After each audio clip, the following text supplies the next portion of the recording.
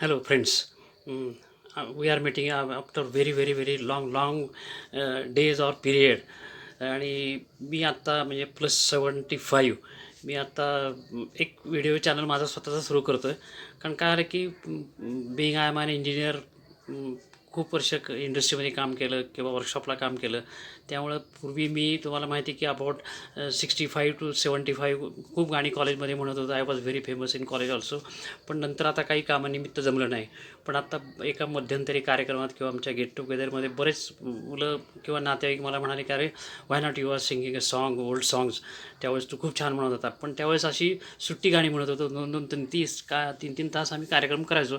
पण नाव सगळ्या आता सोयी आहेत, करावं आहे, ह्या सिस्टीम मी घेतलेल्या सगळ्या. माझं ते छोटासा मी कॉर्नर केला आहे. आणि to do the practice it is very difficult in flat. कारण आपला आवाज सगळा शेजारी पाजारी किंवा येतो तो, इट इज व्हेरी डिफिकल्ट. पण तरी पण मी आत्ता ट्राय करतो आहे. आणि बघा तुम्हाला आवडतात का गाणी ती. आणि that is all old songs, Marathi, Hindi songs from 50 to 80. खूप सुंदर गाणी आणि अशी हृदयाला लागणारीत गाणी सगळी. तर ती मी म्हणायचा प्रयत्न करतो. जर तुम्हाला आवडलं तर नक्की कळवा. आणि अजून एक खूप असं वाटतं की माझी मोठी बहीण होती बँकॉकला आणि खूप वर्ष तिथे राहिली. आणि ती ती माझी खूप गाणी ऐकायची. पण तिला खूप वाटायचं की अरे तू पाठव ना गाणी, असं कॅसेट, त्यावेळेस त्या अशा छोट्या कॅसेट मिळायच्या, ती करून पाठव, मला इकडं अजिबात करमत नाही.